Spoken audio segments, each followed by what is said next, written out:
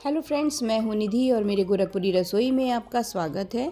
आज जो रेसिपी मैं शेयर कर रही हूं वो गुजरात की एक बहुत ही फेमस रेसिपी खांडवी है और इसे आप अपने घर में आसानी से बना लेंगे। तो वीडियो को स्किप ना करें, पूरा देखें और पसंद आए तो लाइक सब्सक्राइब ज़रूर करें, साथ में ऑल का बटन ज़रूर प्रेस करें।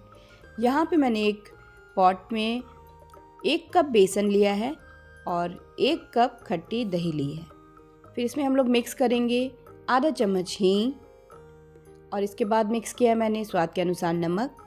इसमें आपको नमक हल्का ही रखना है। थोड़ी सी हल्दी मैंने ऐड किया है इसमें। और फिर इसके बाद हम लोग ऐड करेंगे हरी मिर्च और अदरक का 2 चम्मच पेस्ट। अब इसे आप मिक्स कर लें अच्छे से ताकि बेसन की कोई भी गुठलियाँ रह ना जाएं। धीरे धीरे हम लोग इसमें पानी मिलाते चलेंगे और इसका एक पतला बैटर बनाना है। तो ये यहाँ पे देखिए मैं धीरे धीरे मिक्स कर रही हूँ और पानी भी साथ में ऐड करती जा रही हूँ। कुछ इस तरह का बैटर हमने यहाँ पे रेडी कर लिया है। अब एक कढ़ाई रखेंगे, गर्म करेंगे कढ़ाई को और ये बैटर हम लोग उसमें डाल देंगे। इस टाइम पे जो फ्लेम है वो एकदम लो रहना चाहिए और इसे हम लोग एकदम लगातार धीरे धीरे चलाते रहेंगे। तो ये जो बैटर है ये थोड़ा गाढ़ा होने लगेगा और इतना गाढ़ा आपको कम से कम ये बैटर रखना है। तो इसे हम लोग साइड में रख देंगे और तड़के की तैयारी करेंगे। तो यहाँ पे मैंने 1 चम्मच राई लिया है रिफाइंड में और करी लीव्स लिया है और थोड़ा सा मैंने यहाँ पे कद्दूकस किया हुआ नारियल लिया है। ये हम लोग तड़के में डाल देंगे और इसे गोल्डन ब्राउन करेंगे।